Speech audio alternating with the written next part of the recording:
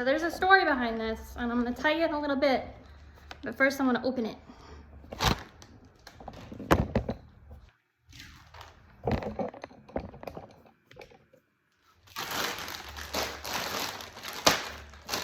Standard Amazon package. Open with a key. Ow. I don't have a Swiss Army knife anymore right now. You can see it. Voila. Okay. Hopefully this is all that they said it was going to be. I don't know if it is. I'll in a better spot there. Woo! See, there's a wig cap. And it tells you different ways on the back that you can put it on. I've never worn a wig before, so this is new for me.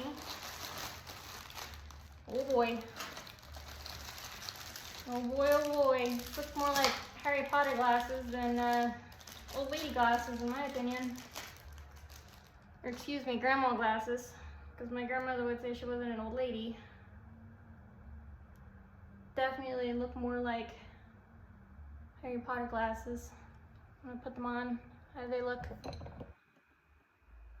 They look like Harry Potter glasses. And then we have our pearls. Very nice. Very nice. We have our little grandma pearl necklace, which my grandmother probably would have worn. She might have thought that they weren't that fashionable, but anyways, she always had a lot of these. These are the chains that she kept her glasses on, so she always had had something like this on. You know, the things that you put, the things that you put on the edges of your glasses so you don't lose them.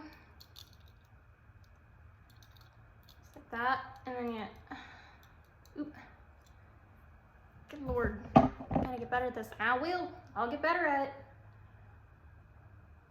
Just like that, little things so that it can hold, just like that. And then it comes with another color. I think I might like that one better. I like that color better.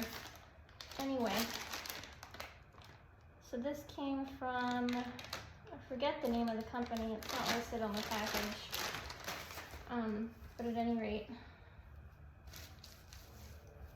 this thing is shedding already. Ooh, and it smells funny. Oh well.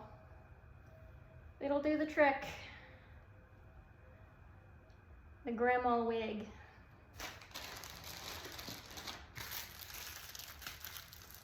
Anyway, I'm not gonna give too much away. I would try it on, but I don't want to give too much away. Y'all are just gonna have to wait. So this is just preparation. Sneak peek. Hey guys, welcome to the vlog. So before I make my next short, I wanted to have a chance to explain why it's important to me and why I feel it's funny at the same time of why I feel it's important and meaningful. So you're wondering why I have this old lady wig or this grandmother wig, and I'll explain more of that in a little bit. Well, it's the pretty standard reasoning of, well, that's kind of how my grandmother had her hair. It's about as close as I could get. I tried to make one, and it turned out to be a little bit of a disaster. Not make a wig, but I tried to create a grandmother hairstyle by pinning my hair back and using a lot of hairspray, and it didn't turn out very good. So I ex-nayed that idea, and I went ahead and got a wig so that I could get as close as possible to my grandmother's hairstyle. But at the same time, I'm gonna actually take you with me and go to the thrift store in the area that we have, the local thrift store, and try to find an outfit that was incredibly similar to something that my grandmother would have worn. I don't have any like stretchy washed out jeans. I don't have any you know, vests or things like that, or turtlenecks, which my grandmother wore a lot of turtlenecks. And she also wore a lot of costume jewelry. I don't think I'm gonna go that far and get the costume jewelry.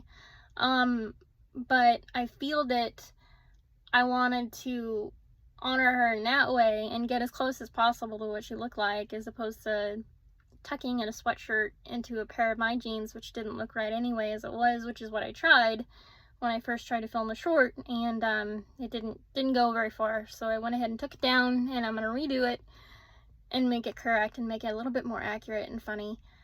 But at any rate, so the reason behind why I wanted to do this is it's important to me because my grandmother was a bit of a renegade, and she was a presence, but I'm trying to come up with the right word for it. Renegade is the only one that I can come up with at the moment, but she was a person that didn't care a lot what other people thought. And she didn't care a lot about very, very outspoken and opinionated, from what I know. She is what taught my mother to be who she is, and my mother taught me how to be who I am.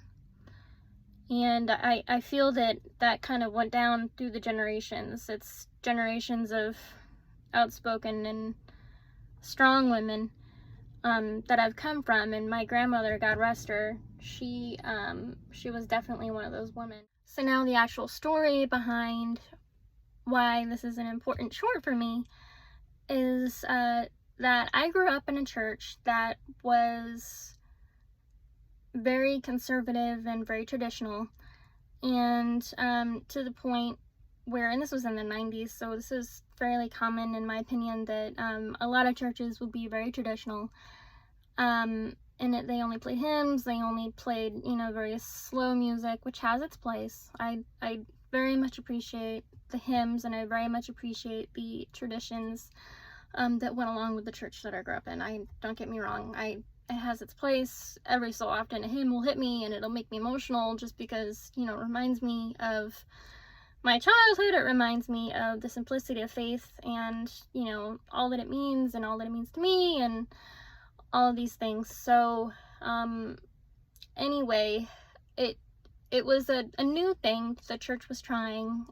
It wasn't the church in general, but, a group of the next generation of members was trying, which is like, my parents' age. They were, late 30s, early 40s, that range of ages, that they were trying, and they wanted to bring in some new music, and they wanted to try some new contemporary things, just to kind of see, where it went, to see if it would help bring in new members. It would kind of freshen up the face of what the church was. And that church still does exist. They still operate, from what I understand, they operate pretty much under the same circumstances as when I was younger. But at any rate, it was not received well then. That sort of idea of trying to bring in something new was not received well. And I remember, I was very young when this was happening, so I don't remember a lot, but I remember there not being a lot of excitement over it. I remember there being a lot of resistance to having the idea of having more fast-paced music, or having more contemporary music, or what have you. It was a lot of pushback from the older generation that was there, in addition to just the general populace. It was just a lot of pushback and a lot of resistance to the idea of trying something new. And all that the generation that I spoke about, all they were trying to do was trying to freshen things up a little bit and try and bring in something different, something new, something fresh, just to make it interesting to the next generation, because you can't always stay the same. You can't always do the same thing in the same way that you've always done it, which is exactly what they were trying to do, which is a story for another time, as far as if you want to talk about, churches and how some churches and how they don't want to move on from the past. That's a story for another day. But At any rate, so in the 90s, when this was taking place, it was the mid 90s, we got everything ready. I remember, going to the practices to practice this song. It was Awesome God. Rich Mullins is the first one that sang it, which is the version I'm going to be putting in with my short. And then Michael W. Smith, who is also an amazing and wonderful singer, Christian artist, also came out with a version of it. And I believe that that's the one that we sang. I couldn't tell you. I really don't remember, because again, I was pretty young, but I just remember the song. And I remember sitting through the choir practices, the adult choir practices with my mother, and singing the song and learning the song, like learning the actual choral arrangements to the song. And I can vaguely remember, getting ready for it, and on the actual Sunday morning when we were there, very vaguely remember being there and actually performing it. It did sound really cool, because it was, it was a choir singing this, upbeat song that was relatively new at the time. And I can remember looking out the congregation in this fairly large sanctuary, and no one was moving. No one was moving. No one was up. No one was standing up. Everyone was very solemn. I believe that they came from the generation of folks who, the church, that it was very solemn, and holiness was considered solemnity, at the time, and it wasn't, it was very, no joy, no excitement, no, none of that.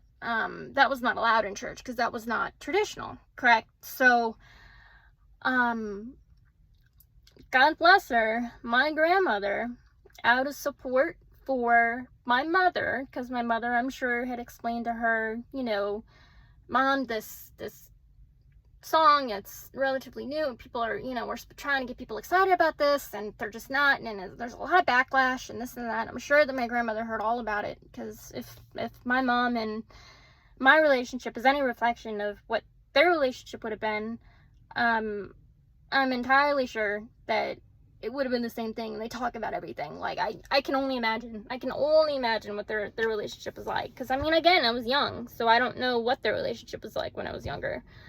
But if it's any reflection of what me and my mother's relationship is, then dang it, they talk about everything. So, I can only imagine what the conversations were like, and I'm sure that my mother complained a lot about, what the situation was, and all of that. But at the same time, so my mother actually, she told me about this later on, and she kind of jogged my memory a little bit, because I was young. I keep saying that. I was young. I was like 7, 8 years old when this happened. I was probably 8 or 9 when she passed away. So I want to say I was like 7, 8, somewhere around that age. And I very vaguely remember this happening. But God bless my grandmother for being who she is. She got up, and she was in the back of the church in her little section. There was a little section where her and my grandfather sat together before he passed away. And then she stood up. She got to the back of the church next to where the cry room is still the cry room, where they take the babies, and you can sit in there and listen to the sermon and listen to the service while you don't disturb other people with your baby crying. Back where that was, kind of in the back of the sanctuary, she got up there, and she put her hands in the air, and she started dancing around. And she was dancing, and she was praising, and she was being very animated and very, excited. And she was literally the only one in the church that was doing that. And I kind of vividly remember parts of that. I kind of vividly remember the people who were not saying or doing anything. There might have been maybe one person that was kind of bebopping their head around, but quite honestly, I don't remember there being anybody in the church that was moving in muscle, not even an inch, other than us in the choir and my grandmother. So, God bless the renegade woman that she was. She got up, and she thought it necessary to get out there and help to bring a new level of joy to what praising God was, praising God is. And that's what she wanted to do. That's what she wanted to support. She wanted to do it out of support for my mother. Once again, I'm sure, because I'm sure that my mother explained to her on several occasions about how frustrating it was that these people wouldn't get up and wouldn't help with trying to bring in this new different fresh way of doing things and fresh music. And she wanted to support that. And so that's why I'm making this short. That's why there's some sort of meaning behind it for me, and that's why it's kind of funny at the same time. But at any rate, so there's the story. That's the backstory. I'm gonna quit talking about it because I'm gonna start crying, because I love my grandmother. I miss her a lot. Again, I was really young. I'm in my 30s now. That was 20 plus years ago that she passed away, but I think about her a lot. And so there you go. Anyway, so I put our old Christmas tree in the back of the car. I'm gonna go donate it at the same thrift store, and we are gonna look for an outfit. See you in a bit.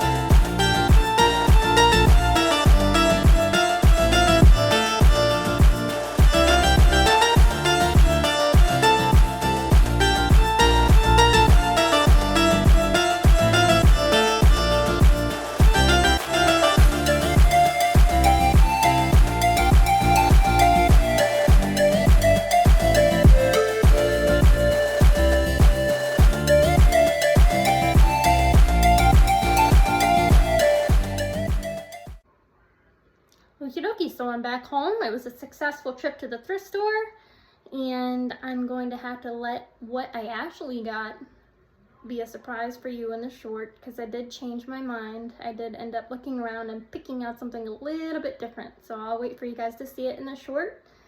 And thank you so much for your time, and I appreciate you listening to the story about my grandmother, and we'll see you soon. Thanks.